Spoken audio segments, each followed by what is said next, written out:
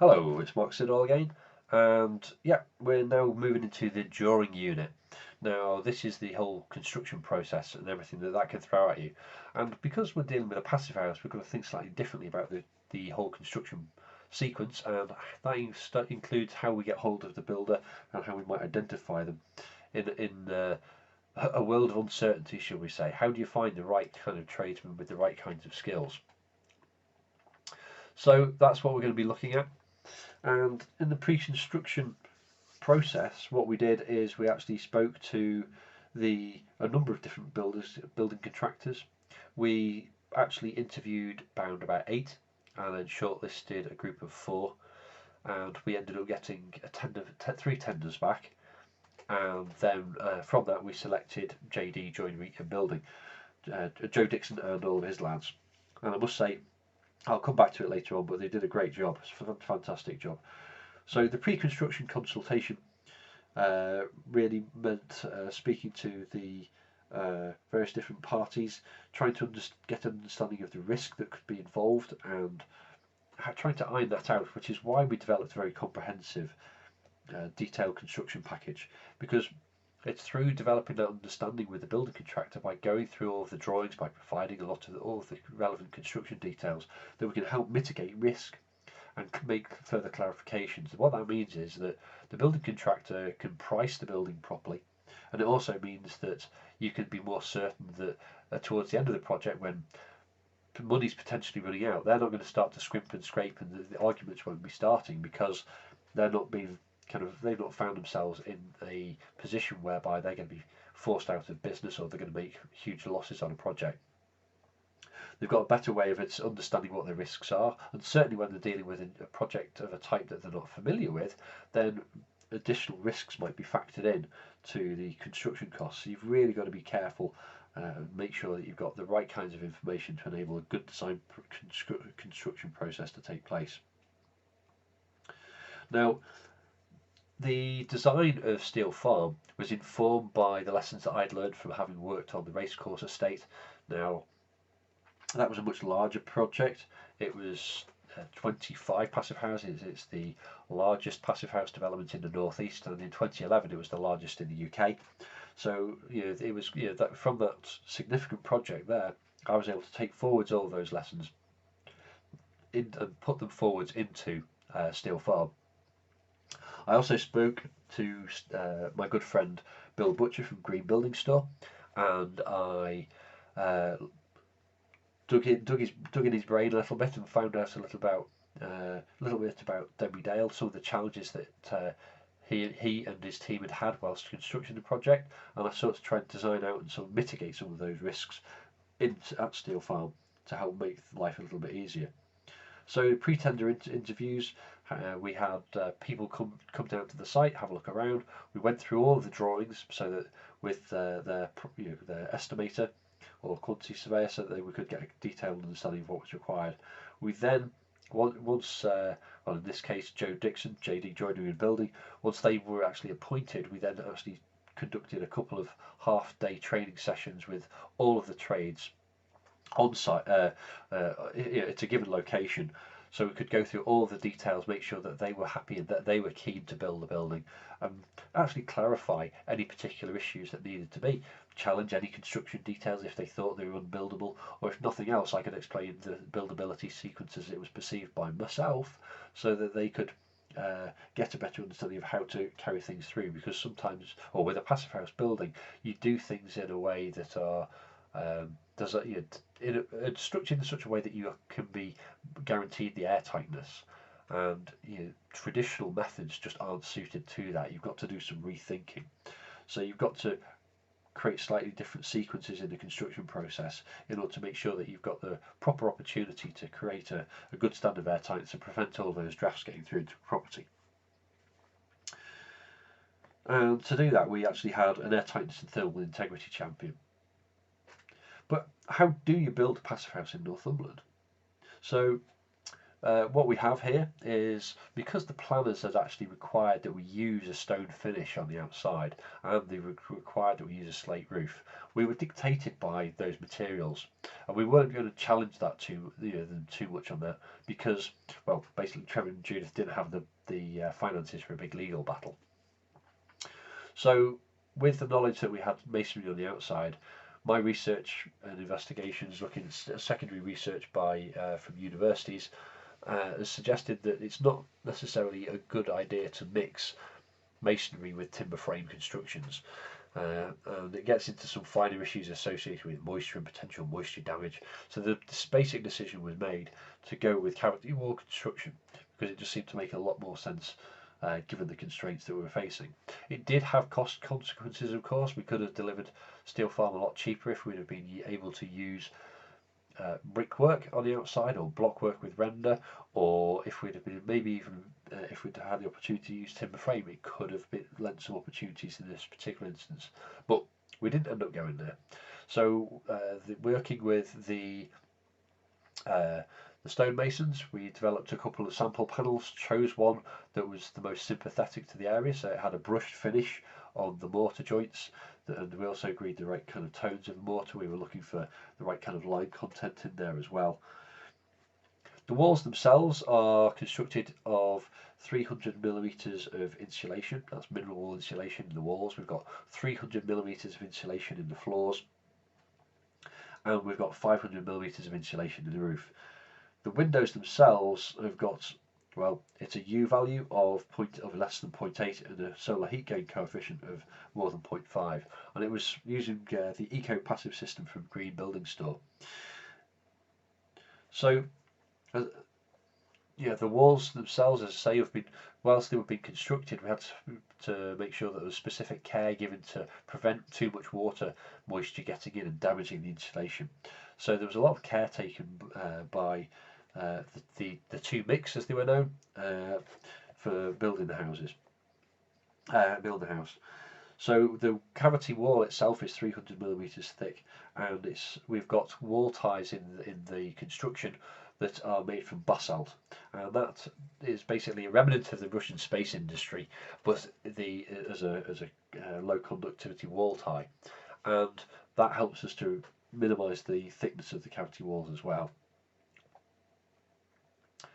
So that leads us neatly on to some studies that have been done by Leeds Beckett University, Leeds Met as they were, and this shows the results from coheating tests that have been undertaken over the last decade or two. And what you can see in blue is the predicted performance, and you can see in red is the actual measured performance. And what you've seen time and time again is that there's a 30 to 60% difference between the theoretical performance and the actual performance, until you get over onto the right hand side, those two dwellings labelled dwellings 1 and 2, and they're both passive houses down at the Racecourse Estate in Sunderland. Now, those were the first properties that have ever closed the energy performance gap, and they're the ones that are on the project that I worked on, 25 units. So it demonstrates that you really can get it right if you've got the right quality assurance systems in place. Not only that, since this study, Leeds Beckett University have also done another test on some cavity wall projects and found that they are performing appropriately as well, all built to the Passivhaus standard, which is very encouraging. So it means that you actually get what you can expect, you get what you're paying for when you're using this kind of design process. Now, the buildings were measured. We checked the heat loss from the building fabric using those coheating tests. I won't go into the finer technical details on that. Leeds Beckett University also checked the modelling of the thermal bridging, and they also checked the airflows from the vents in the properties as well, and that's an important one. I'll probably come back to that one later. But basically, David Johnson's conclusions from having worked on the project, reviewed the construction, he said that the Racecourse development is one of the very few developments where it's been shown that it's possible to bridge the gap between the predicted and measured performance, and this ties directly back into things that the Zero Carbon Hub have been looking at over the last few years. Now, as I say, I've brought forward a lot of the principles that I've learned and applied to race course into cavity wall construction in this project.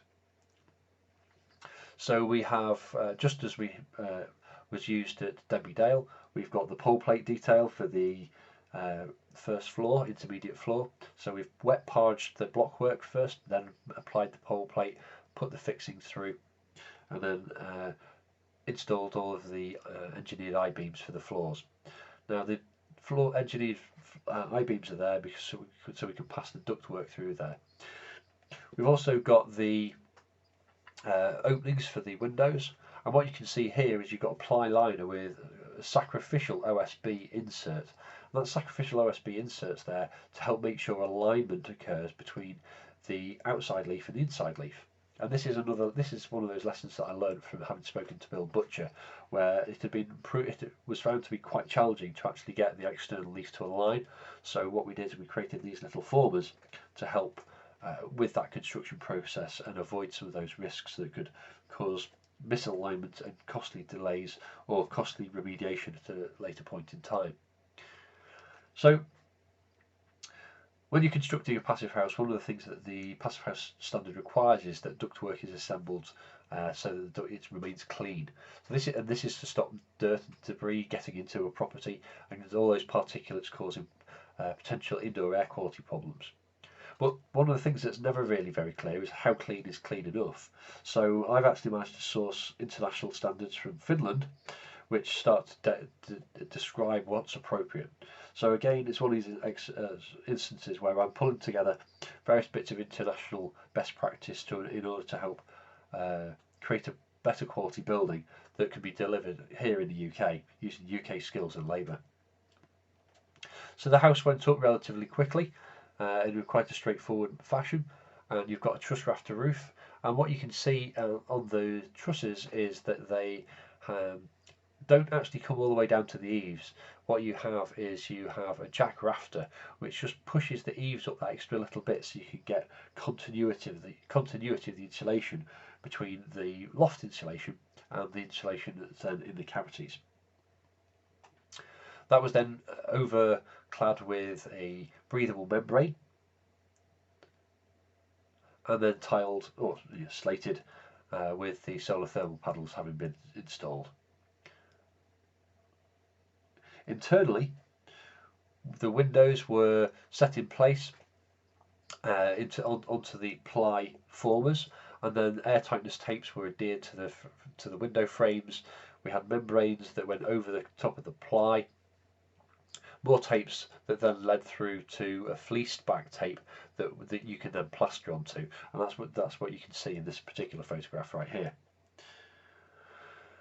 Where staircases were going in, again, this is another area where builders don't tend to think about the construction process in quite the same way as you might do in a passive house. So here you've got the parging going on where the staircase is going to go in the future, and this means that there should be, you're minimising the risk of air leakage out through on the left hand side we've got the external wall, and even through the internal walls, because you can get air tracking.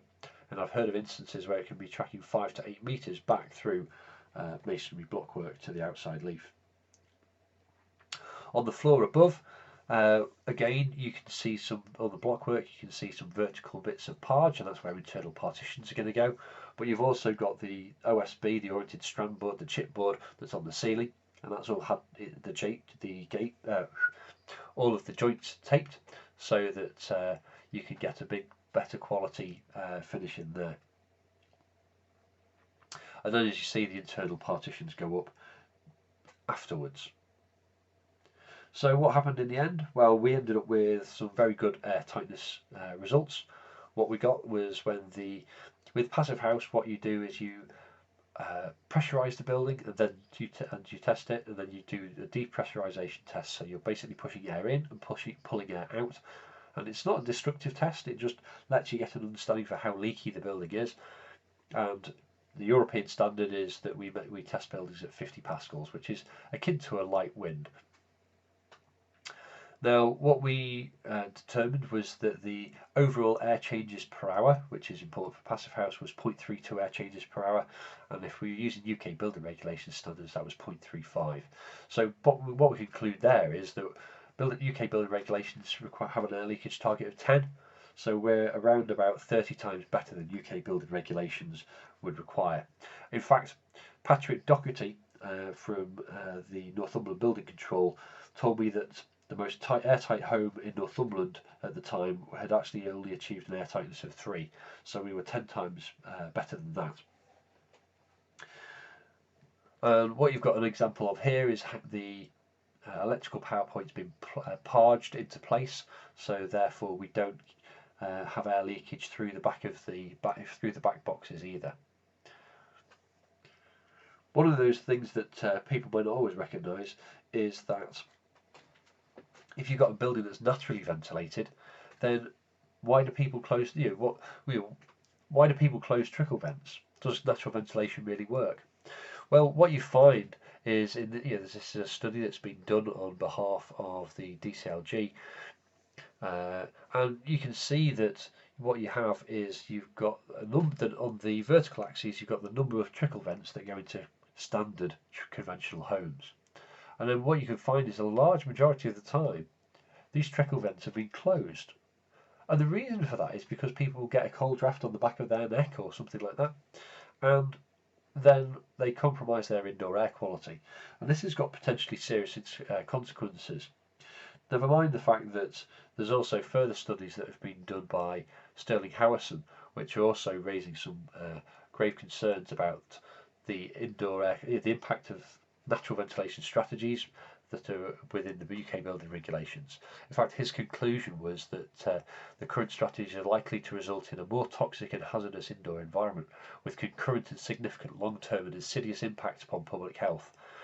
He states that the methodology underpinning current regulations could not be considered creditable, which is all quite worrying, really. So, what we've actually got at Siddall Farm, of course, being the Passivhaus, is we've got our mechanical ventilation with heat recovery. But what we find out in the rest of the industry is that you've got 40. Bizria did a study looking at 40 properties and at random, and they found that 95% of the dwellings were failing to achieve the basic requirements of the regulations, and in fact might have had more than one reason for failure.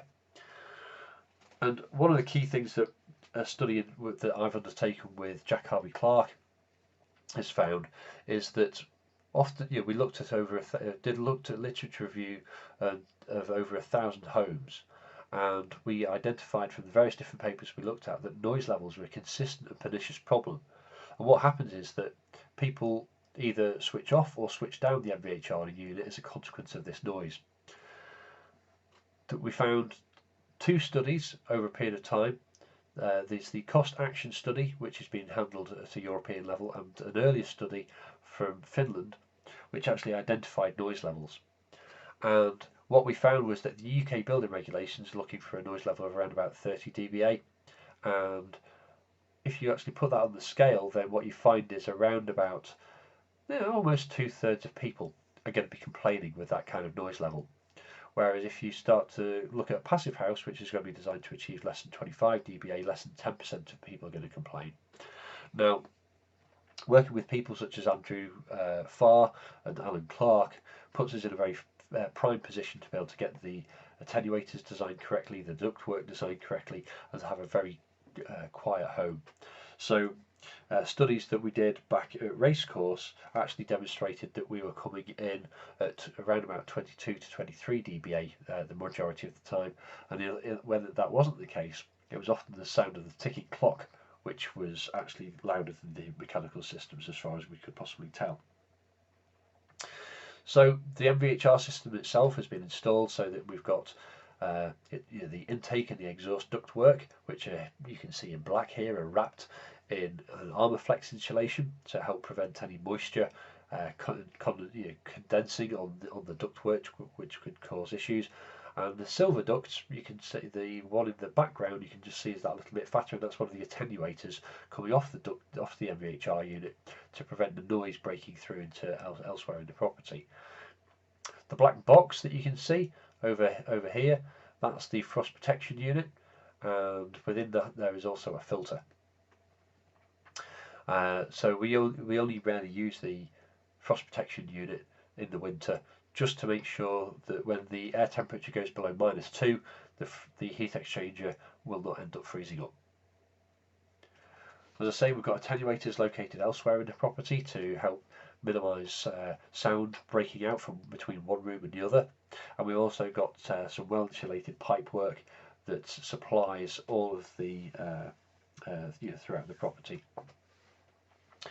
Now, I developed a series of details that kind of clearly explained how to install the different elements of the construction, of course, including all of the ductwork, because again, building contractors not familiar with how to do this, so we clearly articulated to them what needed to be done, the way that PVA glue should be applied to the plasterboard to stop it breaking up and everything. And this was a great tip that I got from Andrew Farr, who we've got a photograph of here, checking the intake and the exhaust airflows with his specially modified duct testing equipment there.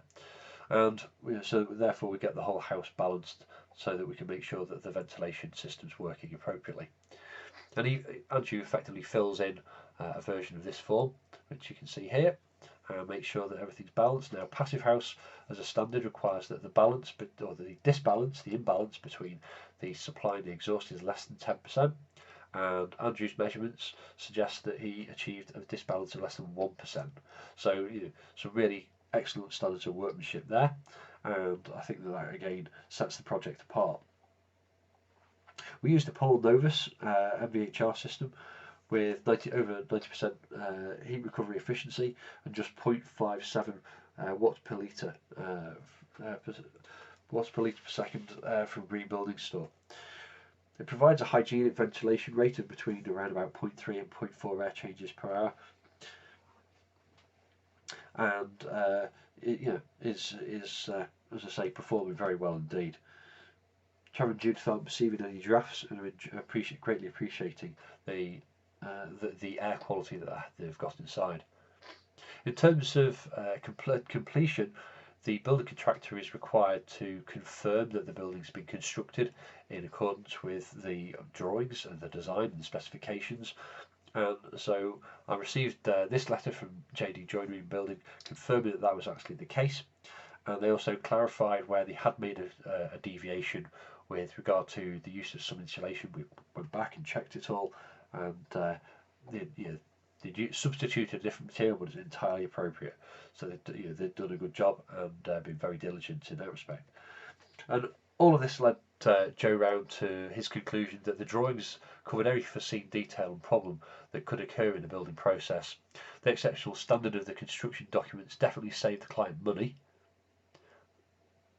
and he could not have built the project with a standard batch of architect's drawings and specifications. So you're going to recognise here how the design and construction documents all feed forwards into that construction process and save time, save money, and help to add value.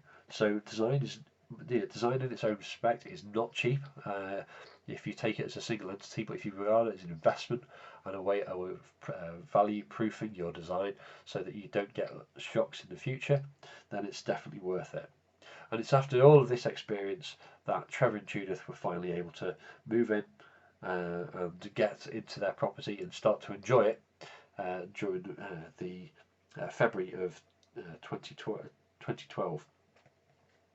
So the construction cost for the house, well, the budget was £250,000 initially. The completion, based upon the gross internal floor area, the cost was £253,000 or so, just a little bit over that, and so therefore we managed to get it in for around about £1,526 a square metre, based on the gross internal floor area. So there we have it. There we have Siddall Farm and in its place. So Trevor and Judith moved in, and then it was in the November of 2013 that we had an open day, and 75 people came round to the house and had a look around, and I also installed some data loggers that weekend. So 11 months later, Trevor came back with a little shoebox worth of data loggers for me, and in preparation for the 2014 Passivhaus Open Days, and with all that data now analysed, that's what I'm going to be showing in the next video. So please hang with me and wait for the after unit. I'll speak to you again soon. Sorry, I'm just choking up here. Okay, speak soon. Cheers.